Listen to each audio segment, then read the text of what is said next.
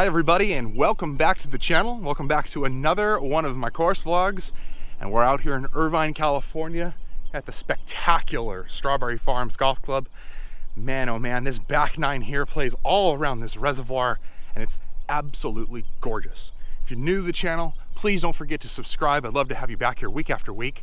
And if you like the video, please give it a thumbs up so I know you're out there. Hey, let's head on out right here to the 10th hole. This is really treacherous off the tee. Only about a 250-yard drive will do. 2-iron. Here we go. Before we see the shot, let's check out the hole. A tough drive from every single tee box. To start this back nine, you're going to need a precise shot just right of the trio of bunkers. And there's plenty of fairway out here to catch a drive, and most of them are going to kick down a little bit left, hopefully towards the center of the fairway for you.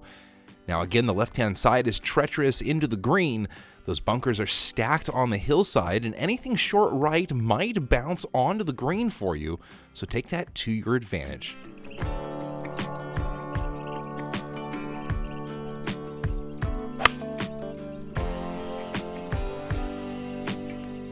A beautiful draw with the 2-iron off the tee, right down Main Street. A simple sand wedge into this green. I tried to draw one in there and kind of trap it down into that back left hole location, but didn't really succeed at much. Spun it back to the front of the green, and 50 feet for birdie is not really ideal. So we're going to practice some lag putting here, cozying it on down there so we don't need to worry about the par putt. And that one qualifies. A comfy tap-in par to start the day. And we're on to the first par 3 on the back nine. There's 3 of them back here. And Strawberry Farms plays to a par of 71 because of it. The first one here, hole 11, is going to be a mid-iron for most. I'm going to be staring at a 7-iron here if it was in the back. But with this front hole location, that's just going to be an 8-iron. Hopefully I can carve it into that front left hole location.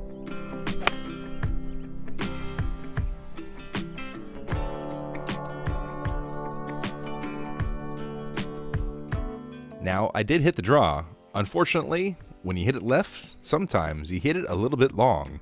It was down in a little grass hollow just beyond the green, chippable, but not really makeable, and with the speed of these greens, I wasn't going to get it anywhere close. 20 feet under the hole for par, and you got to get those putts to the hole in order for them to count. A bogey putt, 1 over par for the day now, and we're on to the longest and quite possibly toughest hole on the entire golf course. There is no real trouble on this hole except for the hillside on the right and, quite honestly, the distance. 630 yards, I don't know anybody that can get there in 2. So, off the tee, give it all you got. That wide fairway is going to catch every single drive off the tee. And coming into the green, it's just going to be a narrow uphill shoot and the entire way. No bunkers really to deal with until you get to the green, so your layup here is just a test of accuracy. As you see, this fairway just continues to get narrower as we get closer to the green. Now we're about 100 yards from the green right here. A little snaking uphill shot to ultimately a blind 2-tiered green. But we'll worry about that when we get there. First things first, launch the driver.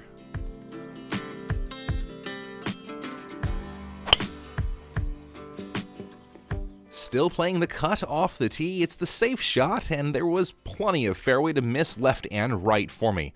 Now with the layup here, over 300 yards, we're effectively playing a par 4 here, but with that tiny little fairway, I just want to leave myself a full wedge about 100 yards. Mission accomplished here. A knockdown sand wedge is what I tried to control up into this pin, and I hit it just a little bit long on the wrong tier on this green. And you're going to see this putt just wants to take off with about 4 feet to go. No way to really keep that one closer than 5 feet. And, oh gosh, it just turned right across the face of the hole there. A tough bogey to take on a par 5. Not ideal for me, as those are typically the holes that I like to feast on. So we're going to have to play some great golf coming home. The par 4 13th here is going to be turning right back into the wind today, and boy, was it a tough breeze to deal with. Santa Ana breezes were kicking up on the day we were playing, which for those of you that live out here know are offshore winds that are hot and intense. We're talking we went from no wind to about a 25-mile-an-hour wind in a span of about a half hour. Someone just turned the fans on, and all of a sudden we were playing right back into it.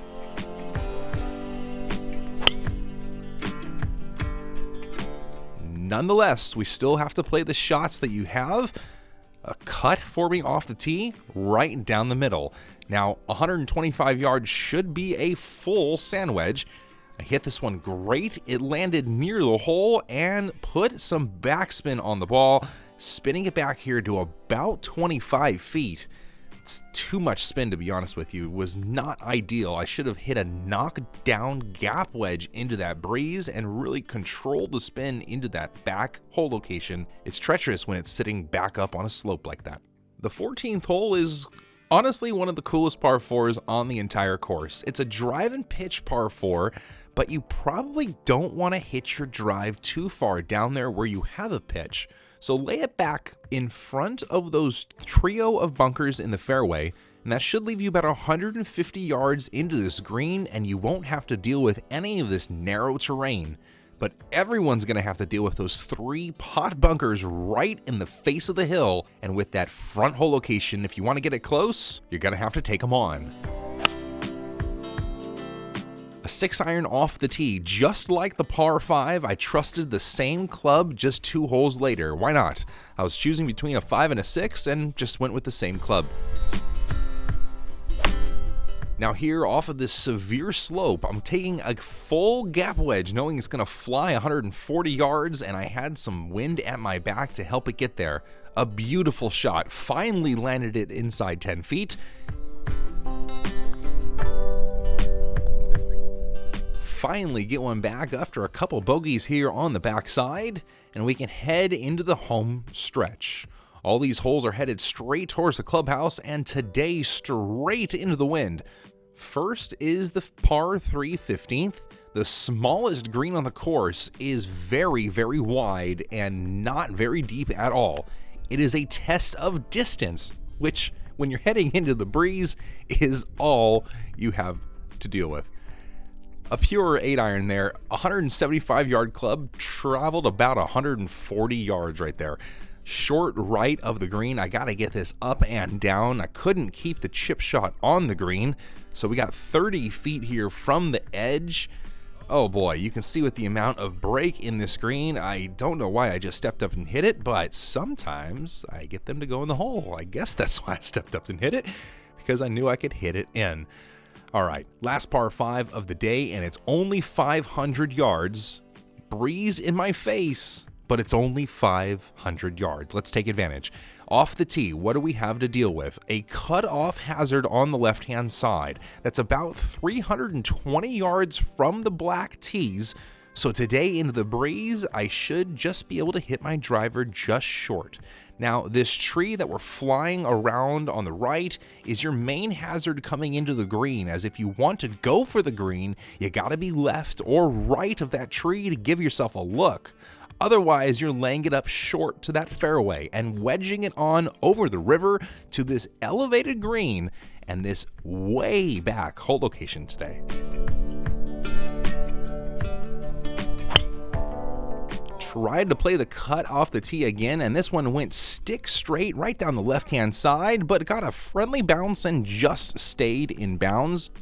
Now, I had to hit a huge slinging draw through the tree gap here, over all the hazards, and into that back hole location.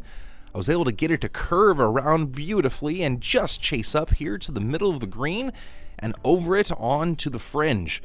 I decided to take a wedge, not a good idea, but it was some tricky slopes I had to deal with, and ultimately it was up on the right tier, 10 feet away for birdie. But I just couldn't convert.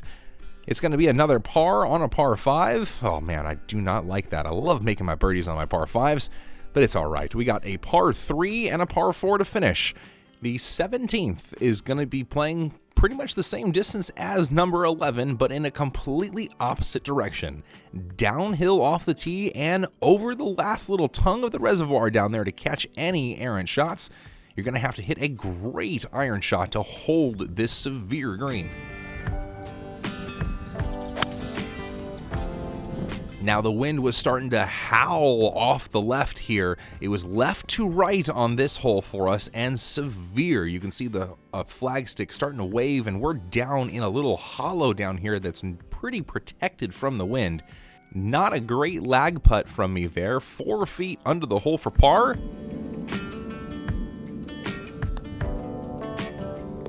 A slippery one there. It's always dangerous when you have to aim outside the hole on those short putts. Now the 18th hole is a beautiful one here. I really wish they'd clear down some of those trees on the left side of the hole and reveal this beautiful reservoir that sits right next to it. It would be awesome if it was effectively like a lakeside par 4, but as it stands, it's a target golf par 4. Probably less than driver off the tee, as you need to lay it short of those 2 bunkers. Use that single pot bunker as a target off the tee that's right down the middle of the fairway. Into the green, you're probably going to have 150 to 175 yards, and it's all carry over this waterfall that they created off of the hillside. This thing extends all the way up to the green right next to where you park your carts. It's like a little riverbed. It's kind of cool.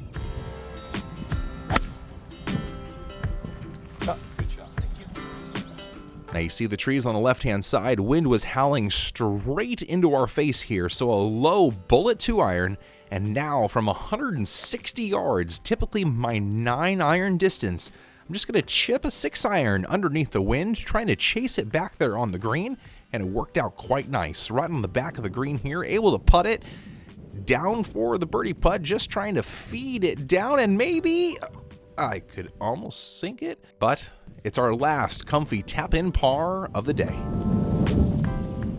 Hey, don't forget to subscribe, and we'll see you next time. Later.